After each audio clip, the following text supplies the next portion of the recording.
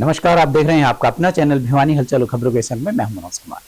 आइए सबसे पहले डालते हैं नजर आज की हेडलाइंस पर।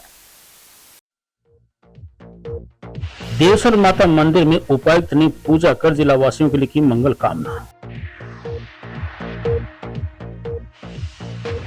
उपायुक्त ने किया जुई अनाज मंडी का निरीक्षण। न्याय प्रक्रिया में गीता की जगह हो लाई डिटेक्टर मशीन का उपयोग, कहा एडवोकेट राजेश जांगड़ा ने। और अब खबरें विस्तार से। शारदीय नवरात्रों के समापन अवसर पर डीसी महावीर कौशिक ने कुल देवी मां देवसर माता के मंदिर में जाकर जिला वासियों के लिए कुशल मंगल और अमन चैन की प्रार्थना की। डीसी महावीर कौशिक ने जिला रेड क्रॉस सोसाइटी और नंद बाबा सेवा समिति द्वारा लगाए गए रक्तदान शिविर का शुभारंभ भी किया। उन्होंने जिला वासियों को दशहरा पर्व की बधाई देते हुए कहा कि त्योहार हमेशा से ही समाज के ताने बाने में आपस में मेल जोल करके मनाए जाते हैं। एक दूसरे के मतभेदों को भुलाकर सौहार्दपूर्ण माहौल में लोग एकत्रित होकर ये त्योहार मनाते हैं। शारदीय नवरात्रों के समापन पर उपायुक्त महावीर कौशिक ने देवसर माता मंदिर में जाकर जिला वासियों के लिए कुशल मंगल और अमन चैन की प्रार्थना की।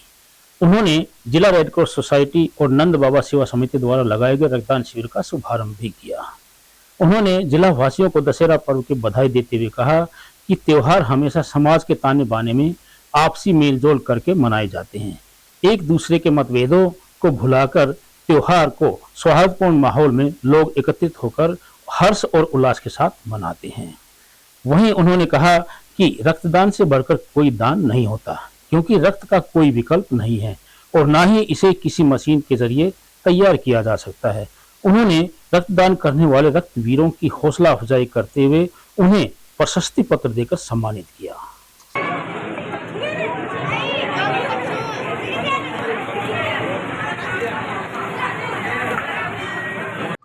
आज विजयदशमी के शुभ अवसर पर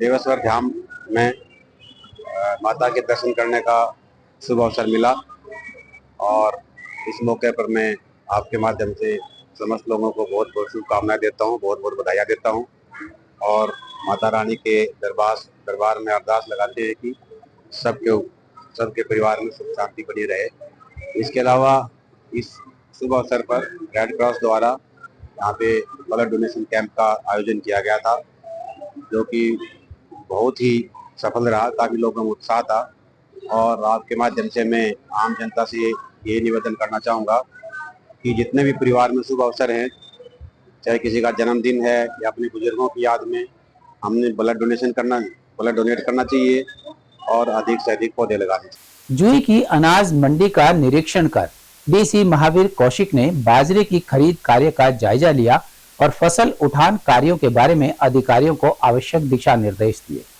उन्होंने कहा कि अधिकारी सुनिश्चित करें कि मंडी में फसल बेचने आए किसानों को किसी प्रकार की असुविधा न हो। किसानों को निश्चित समयावधि में फसल की पेमेंट करना सुनिश्चित करें। उन्होंने मार्केट कमेटी के अधिकारियों को मंडी में स्वच्छ पानी, बिजली, शौचालय, साफ सफाई आदि मूलभूत सुविधाओं को लेकर निर्देश देते हुए कहा कि सरकारी हिदायत के अनुसार किसानों और आड़तियों के साथ बेहतर तालमेल करके बाजरे की खरीद तय समय पर करना सुनिश्चित करें। उपायुक्त महावीर कौशिक ने जुई अनाज मंडी का निरीक्षण किया। उन्होंने बाजरे की फसल की खरीद का जायजा लिया और अधिकारियों को आवश्यक दिशा निर्देश दिए। उपायुक्त ने अधिकारियों के साथ मंडी परिसर का निरीक्षण करने के दौरान कहा कि अधिकारी मंडी में किसानों को कोई परेशानी न आने दें। उन्होंने कहा कि मंडी में बाजरे की खरीद 1 अक्टूबर से शुरू कर दी गई थी। उन्होंने अधिकारियों को निर्देश दिए कि अनाज मंडी में आने वाले किसानों को फसल बेचने में किसी भी तरह की परेशानी नहीं होनी चाहिए और किसानों के लिए अनाज मंडी में संपूर्ण सुविधाएं समय रहते उपलब्ध करवाई जाए। उपायुक्त ने संबंधित अधिकारियों को निर्देश दिए कि वे सरकार द्वारा जारी की गई हिदायतों के अनुसार खरीद कार्य करें। इसमें किसी भी स्तर पर लापरवाही न बरती जाए। श्रीमद् भागवत गीता हिंदू धर्म का पवित्र ग्रंथ है, उसे न्याय प्रणाली से दूर किया जाना चाहिए ताकि हिंदू धर्म और श्रीमद् भागवत गीता की गरिमा बनी रहे। यह कहना था अधिवक्ता राजेश जांगड़ा का। उन्होंने कहा कि आजादी के समय से ही न्याय प्रणाली में गीता का उपयोग किया जाता रहा है, जो हमारा एक पवित्र ग्रंथ है।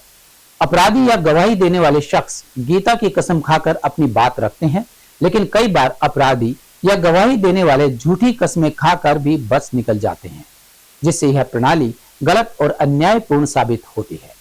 उन्होंने कहा कि आधुनिक युग में विज्ञान ने तरक्की कर ली है और इसके स्थान पर लाई डिटेक्टर मशीन का उपयोग किया जाना चाहिए। अधिवक्ता राजेश झांगरा ने बताया कि आजादी की लड़ाई से पहले और आजादी के समय से न्याय प्रणाली में गीता की कसम खाने का प्रचलन चला आ रहा है, जिसमें अपराधी या गवाही देने वाला शख्स गलत गवाही भी दे सकता है, जो भारतीय न्याय प्रणाली की तौहीन है। न्याय प्रणाली में आजादी के समय गीता को शामिल किया गया था। जबकि हमारा देश धर्मनिरपेक्ष देश है, वहीं यहाँ सैकड़ों धर्म के लोग निवास करते हैं। आज के समय में न्याय प्रणाली में से गीता जैसे पवित्र ग्रंथ को हटा देना चाहिए और लाई डिटेक्टर मशीन का उपयोग कर नई प्रणाली को आगे बढ़ाना चाहिए। उन्होंने कहा कि अगर लाई डिटेक्टर मशीन का उपयोग करते हैं तो अपराधी अपराध करने से पहले सोचेगा और गलत गवाही देने वाले भी गलत गवाही नहीं दे पाएंगे और न्याय प्रणाली में न्याय मिलना संभव हो जाएगा। ये उस समय की बात है जब आज़ाद हिंदुस्तान के बाद से ही पता नहीं क्यों और किन कारणों से गीता का उपयोग कसम खाने के लिए कोर्टों में इस्तेमाल किया गया। बहुत से ऐसे केस हमने देखे जहाँ पर मिसबैलेंस भी हुआ कि गीता की कसम खाता हूँ कि जो कहूँगा सच के सिवा कुछ नहीं कहूँगा।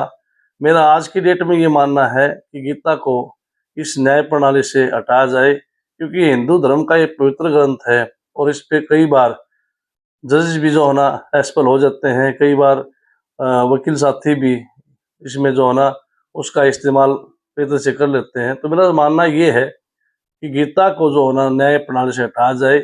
अगर आज मॉडर्न जमाने की हम बात करें तो लाई डिटेक्टर मशीन ऐसी आ चुकी हैं जो आप उनसे पूछोगे तो वो सच और झूठ के बारे में इंडिकेट करेगी। तो मैं ये मानता हूँ कि गीता की जगह पर इन मशीनों का इस्तेमाल किया जाए। एक तो इससे न्याय प्रणाली सुधरेगी। कोई भी आज झूठी गवाही हो या झूठ बोलने का जो भी कोर्ट में प्रक्रिया अपनाते हैं, लोग इनसे भयभीत होंगे, क्योंकि वो मशीन उनको इंडिकेट करेगी कि आप यहाँ सत्य बोल रहे हो और यहाँ पे आप झूठ बोल रहे हो। इससे लोगों का न्याय के प्रति आस्था बढ़ेगी और जज साहिबान को भी इसमें आसानी रहेगी फैसला। आज भी पता नहीं कितने कोर्टों में कितने केस लंबित पड़े हैं, उनमें जस्टिफाई नहीं हो पाता कि क्या सच है क्या झूठ है। हमारे वकील साथी अपनी चतुराई से अपने दिमाग से इस्तेमाल करते हैं, अच्छी बहस करते हैं, लेकिन जहां आज का जो विषय मैं बता रहा हूँ आपको वो यही है कि गीता को न्याय प्रणाली से हटाया जाए, उसकी जगह पे लाई डिटेक्टर मशीन्स का इस्तेमाल किया जाए।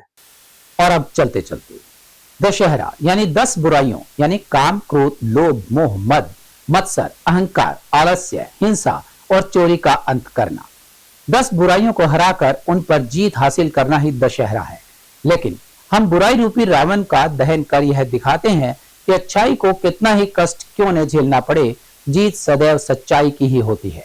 पर दशहरे के दिन कभी एक पल के लिए भी यह सोचा है कि क्या हमने कभी अपने भीतर बैठे रावण को मारने का प्रयास किया है? क्या मन के अंदर बैठे अनेकों बुराई रूपी रावण का दहन करने की चेष्टा की है? वो सतयुग का दौर था, तब रावण एक था जिसका भगवान श्री राम ने वध कर दिया था। पर आज तो कलयुग है, आज तो हर घर में रावण बैठा है। सवाल है कि इतने रावणों को कैसे मारा जाए या इनको कैसे निपटाया जाए। सवाल बड़ा भी है और गंभीर भी, लेकिन जैसे एक छोटा दिया ही अंधकार को मिटाने के लिए काफी होता है, उसी तरह से एक उत्तम और प्रबल विचारधारा अपने अंदर के रावण को मारने के लिए भी काफी है। पर दुर्भाग्य है कि हम इसके लिए शुरुआत ही नहीं करते और रावण, कुंभकर्ण और मेघनाथ के पुतलों का दहन कर अपने कर्तव्यों की इतिश्री मान लेते हैं। आप अपना दृष्टिकोण थोड़ा वृहद करके देखें कि आज समाज में जो अपराध हो रहे हैं वे रावण युग में होने वाले अपराधों से कितना मेल खाते हैं। यह सब क्या है? यह हमारे अंदर बैठे रावण का प्रतिरूप है। लेकिन राम युग में संगठित और लक्ष्य लेकर चलने वाली सेना थी, उनके साथ श्री राम का नेतृत्व और उनकी ताकत थी। पर आज हमने अपनी सोच और ताकत विघटन और अलगाववादों की ओर लगा दी है। इसलिए त्योहार के नाम पर मनोरंजन के लिए रावण का पुतला जलाने का कोई औचित्य नहीं रह जाता है, क्योंकि रावण अभी मरा नहीं है। हर युग में रावण का स्वरूप बदला है, पर रावण जिंदा रहता है। और अब जाने से पहले एक नजर हेडलाइंस पर। देवसर माता मंदिर में उपायुक्त ने पूजा कर जिला वासियों के लिए की मंगल कामना। उपायुक्त ने किया जुई अनाज मंडी का निरीक्षण। न्याय प्रक्रिया में गीता की जगह हो लाई डिटेक्टर मशीन का उपयोग, कहा एडवोकेट राजेश जांगड़ा ने। हमारे आज के अंक में बस इतना ही। अगले अंक के लिए देखते रहिएगा आपका अपना चैनल भिवानी हलचल।